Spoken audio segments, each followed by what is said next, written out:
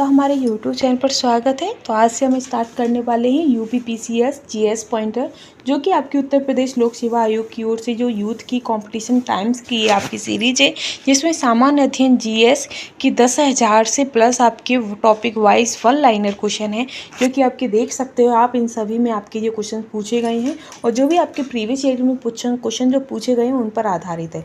और ये जितना भी आपका टॉपिक वाइज है, जिसमें हम आपका डेली हम टॉपिक वाइज आपको क्वेश्चन आंसर कराते हैं, एक टॉपिक आपका कंप्लीट करा देते हैं। साथ ही अगर और ये वीडियो जो है वो आपकी सभी जितने भी एग्जाम है, फिर वो आपका किसी भी स्टेट का एग्जाम हो, उन सभी के लिए बहुत ही ज़्यादा इंपॉर्टेंट साबित होती है। और अगर आप हमारे यूट्यूब चैनल पर पहली बार आए हैं तो प्लीज़ चैनल को लाइक शेयर करना बिल्कुल भी ना भूलें। साथ ही हमारी वीडियो को सपोर्ट भी करिएगा, ताकि हम आपको और बेहतर कंटेंट प्रोवाइड करा सकें। और हमारी वीडियो में अगर कोई भी आपको राय देनी है अपनी, तो वो हमें कमेंट में ज़रूर बताइएगा, हम ज़रूर सुधार करेंगे उस चीज़ का। साथ ही अब हम सीधे अपने कंटेंट पर चलेंगे। आज का जो हमारा कंटेंट रहेगा वो है, पिछली वीडियो में हमने आपका भारतीय राष्ट्रीय कांग्रेस की स्थापना, कार्यप्रणाली और महत्वपूर्ण अधिवेशन से संबंधित जो भी इम्पोर्टेंट क्वेश्चन थे वो हमने कंप्लीट करा दिए।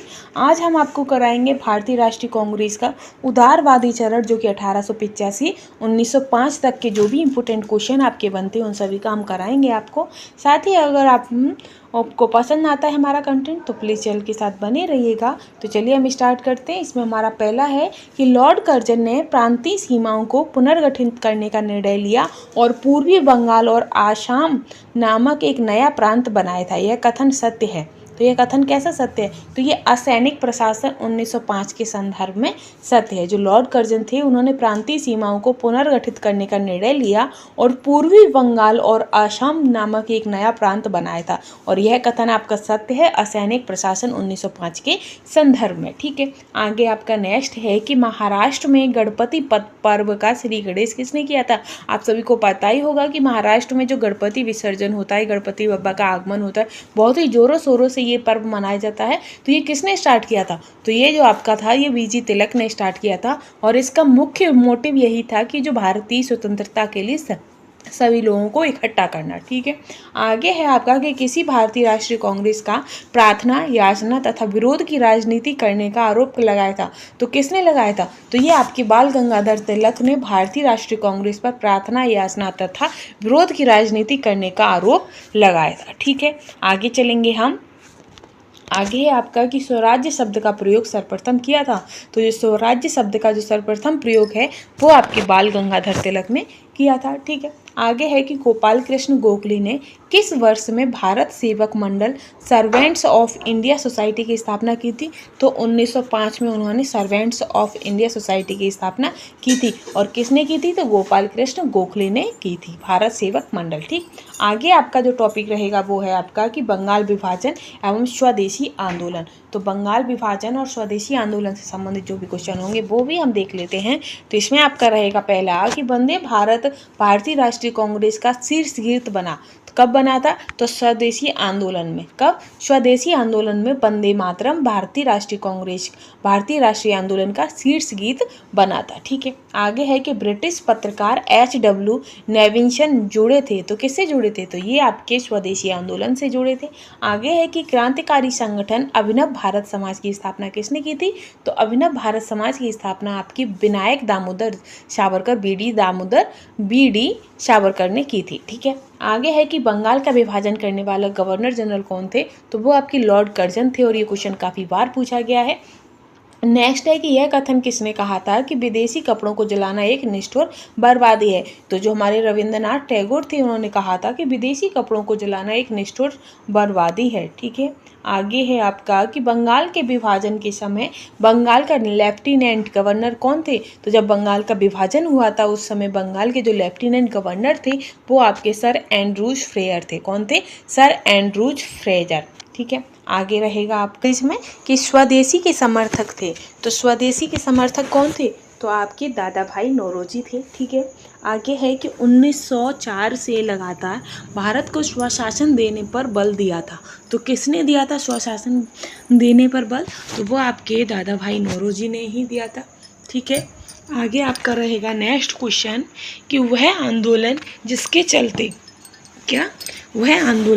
चलते आपके रविंद्रनाथ ठाकुर ने अमर अमार बांग्ला नामक गीत की रचना की थी।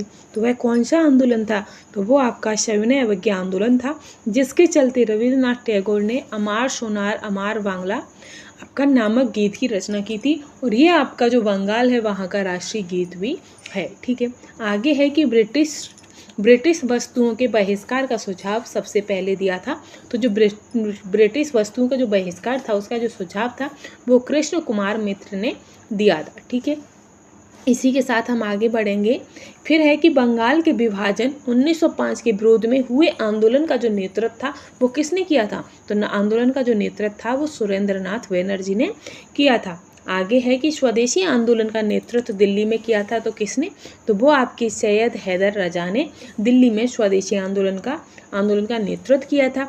आगे है कि मद्रास में स्वदेशी आंदोलन का नेतृत्व किसने किया? तो मद्रास में आपका स्वदेशी आंदोलन का जो नेतृत्व था वो चिदम्बरम पिल्ले ने किया था। ठीक है, आगे है कि विदेशी वस्त्रों की बर्बादी ही उनके साथ सर्वोत्तम व्यवहार है। ये किसने कहा था कि अंग्रेजों की जो विदेशी वस्त्र हैं उनकी जो बर्बादी है वही उनका सर्वोत्तम व्यवहार है? तो ये आपके महात्मा गांधी ने कहा था। ठीक है, तो आगे आपका जो पॉइंट है वो है सूरत का कांग्रेस का सूरत विघटन एवं क्रांतिकारी आंदोलन। तो इससे संबंधित जो भी इम्पोर्टेंट होंगे वो हम देखेंगे। तो इसमें पहला ही आपका रहेगा कि गोरखपुर जेल में फांसी पाने वाला क्रांतिकारी था। तो गोरखपुर में आपके राम प्रसाद बिस्मिल को फांसी दी गई थी। आगे है 1904 में क्रांतिकारी संगठन अभिनव भारत संगठित किया गया था। तो अभिनव भारत आपका महाराष्ट्र में संगठित किया गया था। ठीक है, नेक्स्ट है कि 1928 में हिंदुस्तान सोशलिस्ट रिपब्लिक एसोसिएशन की जो स्थापना है वो कहाँ हुई थी? तो इसकी स्थापना आपकी दिल्ली में हुई थी। कहाँ पर हुई थी? दिल्ली में। ठीक है, नेक्स्ट है कि भगत सिंह ने सेंट्रल असेंबली में बम फेंका था। तो किसके साथ मिलकर फेंका था? तो बटुकेश्वर दत्त के साथ भगत सिंह ने सेंट्रल असेंबली में बम फेंका था। ठीक है, फिर है कि इंडिपेंडेंट लीग की स्थापना की थी। तो इंडिपेंडेंट लीग की स्थापना आपकी रास बिहारी बोस ने की थी। नेक्स्ट है कि इंकलाब जिंदाबाद का नारा किसने? तो भगत सिंह किससे संबंधित है? इसके आगे है कि काकोरी केस के अभियुक्तों के बचाव हेतु किसकी अध्यक्षता में एक समिति का गठन हुआ था? तो गोविंद बल्लभ पंत की अध्यक्षता में एक समिति का गठन हुआ था। ठीक है, आगे रहेगा आपका नेक्स्ट कि काकोरी कांड मुकदमे में सरकारी वकील था। तो काकोरी कांड मुकदमा जो था उसमें जो सरकारी वकील थे वो आपके जगत नारायण मुल्ला थे। कौन थे?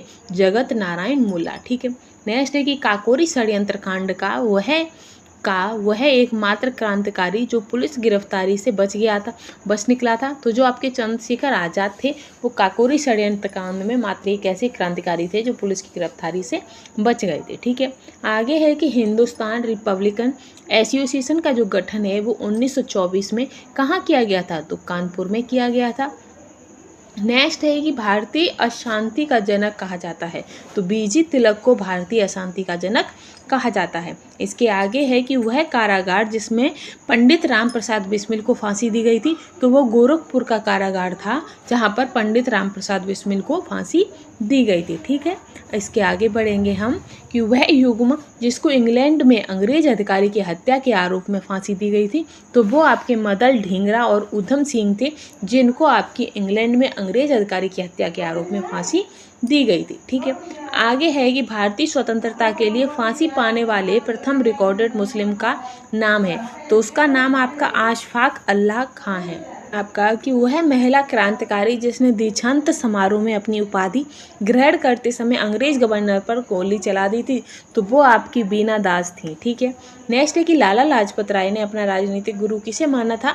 तो मैजनी को लाला लाजपत राय ने अपना राजनीतिक गुरु माना था। ठीक है, इसी के साथ आपका नेक्स्ट है कि आलोचना और स्वतंत्र चिंतन एक क्रांतिकारी की विशेषता है। यह कथन किसका था? तो ये तो आपकी भगत सिंह का कथन था। ठीक है, नेक्स्ट है कि वह भारतीय जिसको पत्रकार के रूप में अपने कर्तव्य निर्वहन के लिए जेल भेजा गया था तो वो आपकी बाल गंगाधर तिलक थे। ठीक है, आगे है आपका मुस्लिम लीग का गठन एवं कार्यकारी प्रणाली। ठीक है, तो इससे संबंधित जो इम्पोर्टेंट क्वेश्चन है वो भी हम देख लेते हैं। तो मुस्लिम लीग एवं भारतीय राष्ट्रीय कांग्रेस के बीच जो राजनीतिक गतिरोध को दूर करने के लिए CR फॉर्मूला बनाया था, तो किसने बनाया था? तो वो आपका राजगोपालाचारी ने बनाया था। नेक्स्ट है कि 1907 में मुस्लिम लीग का वार्षिक अधिवेशन हुआ था, तो कहाँ पर हुआ था? तो वो आपका कराची में हुआ था। नेक्स्ट आता है आपका कि 31 दिसंबर 1928 को दिल्ली में हुए सर्वदलीय मुस्लिम सम्मेलन की अध्यक्षता की थी, तो किसने की थी? तो वो आपकी आगा खान ने की थी। ठीक है, नेक्स्ट है कि मुस्लिम लीग का वह अधिवेशन जिसमें MA जिन्ना ने अपना 14 सूत्री प्रस्ताव रखा था, तो वो आपका 1929 का अधिवेशन था। ठीक है, आगे रहेगा कि मुस्लिम लीग के किस अधिवेशन में दो राष्ट्र के सिद्धांत का प्रतिपादन हुआ था, तो वो आपका लाहौर अधिवेशन 1940 था। ठीक, नेक्स्ट है कि 1940 में मुस्लिम लीग के अधिवेशन में पाकिस्तान के सृजन का प्रस्ताव रखा था, तो किसने? तो खली कुजुम्मा ने रखा था, खली कुजुम्मा। ठीक है, नेक्स्ट है कि वह कौन सी तिथि थी जब मुस्लिम लीग ने पाकिस्तान दिवस मनाया था? तो पाकिस्तान दिवस आपका 23 मार्च 1943 को मनाया था। आगे है कि वह तिथि मुस्लिम लीग ने सीधी कार्रवाई दिवस हेतु सुनिश्चित की थी, तो 16 अगस्त 1946 को सीधी कार्रवाई के लिए तिथि निश्चित की गई थी। आगे अब आपका को नेक्स्ट वीडियो जो हम बनाएंगे उसमें आपका टॉपिक रहेगा दिल्ली दरबार और बंगाल विभाजन का निरस्तीकरण।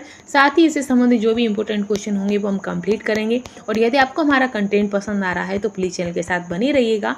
Thanks for watching.